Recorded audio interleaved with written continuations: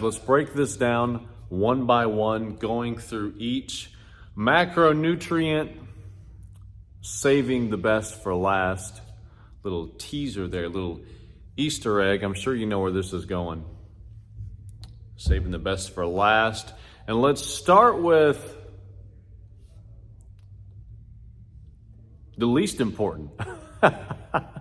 Let's just tell it like it is, or at least how I'm understanding this whole plan and why it works so well. Getting ahead of myself. One at a time. Fats. The macronutrient fat. If you have fat every few hours, are you going to feel better, have more energy, have better power output in the gym, have better cognition, be more mentally sharp? Are you going to be more dialed in? There's a good general, broad phrase that we all understand. If you have fats, a decent amount of fats every few hours, are you going to be more dialed in? I would say no. Protein. We're working our way through the list. The big three.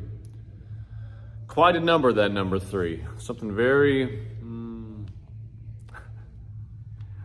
something to it. You guys, I'm feeling a little high on my own supply. Just finished a meditation earlier.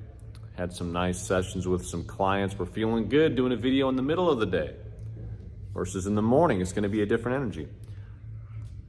Protein. If you have a decent amount of protein every few hours, are you going to have more energy, more mental clarity, more robust performance in whatever it is you're doing? Are you going to be, let's bring it back, more dialed in if you have more protein more often? I'd say that's debatable. I'd say no, and then I'd say it's debatable. Will you get better muscle building results if you have protein every few hours versus every once in a while, maybe once a day, maybe every other day? I'd say that's debatable. Here we go. And now for my favorite. Carbohydrates. If you have a decent amount of carbohydrates every few hours, let's just skip the list and go straight to the big one. Will you be more dialed in?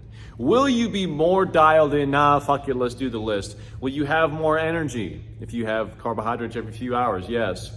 Will you have more mental clarity if you have carbohydrates every few hours? Yes. Will you have more energy? Yes. Will you have more output? Yes. Will you have a more bombastic physical energy to put into whatever it is you're doing? Yes. Will you be more dialed in if you have a decent amount of carbs every few hours versus not very often, or maybe not at all? Do you see where I'm going with this? Do you see where this whole thing is headed? Carbohydrates are king. Carbohydrates are king. And fats and proteins, it's not that they are unnecessary, it's not that they're unneeded. To say, hey, let's go low fat 24/7 forever, I think is ill-advised. To say, hey, let's go low to no protein forever, I'd say is very ill-advised. And to say, hey, let's go low or no carbohydrates forever is fucking stupid. The first two, yeah, that's not a good idea. The last one, now that's really fucking dumb. That one is particularly foolish because the more carbohydrates you have, especially in isolation, especially on their own, not paired with fats, not paired with proteins, you will have more energy. You will have more mental clarity. You will have better performance in the gym. Carbohydrates are king.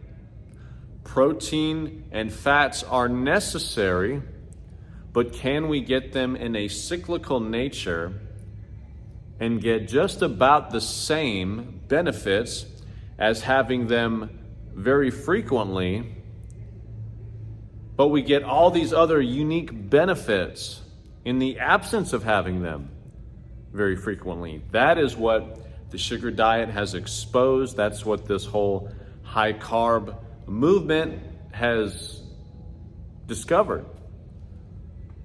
I gotta tell you, getting all my protein in at night has been so liberating. For the last 10 years of my life, I'm like, oh God, it's been 4 hours. I'm losing muscle, man. I'm the anabolic window. I'm losing muscle. Not the true anabolic window where it's like slam protein within 30 minutes. I've never bought into that. I've always known that's stupid. But the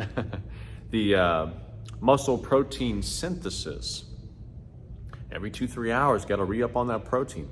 My intuition has always told me that that's just some bullshit. Deep down, I've always known it's foolish. And yet I've still done it because it's like, I mean, I'm eating anyway. Might as well have some meat, might as well have some protein with it. I would have never thought, hey, is there a benefit to not having protein with this meal or not have, like, prior to the sugar diet, I would have never thought, I wonder what would happen if I only eat carbs. Nothing else. I wonder if there are some unique benefits to that. I would have never thought that. In fact, most of my meals had my macro breakdown for the day in that meal. That's how dialed in I had my system.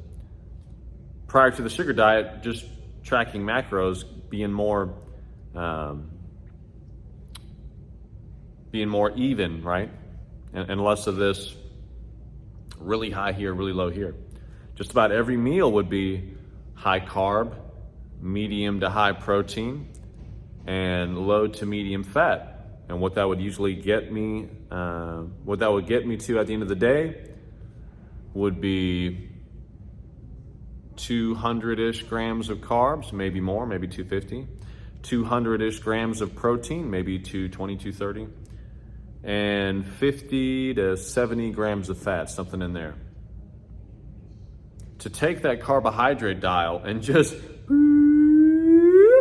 put it to the very top, grab protein, bring it down a little bit, and then grab that freaking fat dial, bring it to the freaking basement. I did not know that was an option. I did not know that was an option. I didn't know I'd have this much energy, this much productivity. I had one of the best workouts of my entire life this morning.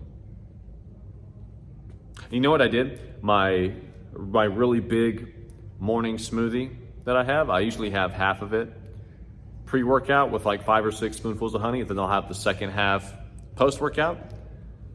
I'm sipping on it. I get it down to like 20%, and I'm like, damn, I already almost finished this thing. And then I go, fuck it. I just slam the whole thing. So that's like 750 calories in pure carbohydrates and sugar, plus the honey. Lord have mercy. So that was around 900 calories down the hatch of pure freaking sugar and carbohydrates. And I had one of the best workouts of my life this morning. I was speaking to Jesus between sets. And it's kind of a different topic, kind of a new thing for me. But what I'm trying to tell you is it was supernatural. That's what I'm trying to tell you. I was having a supernatural workout this morning. I saw a great light shine upon me, and I saw shadows get cast out.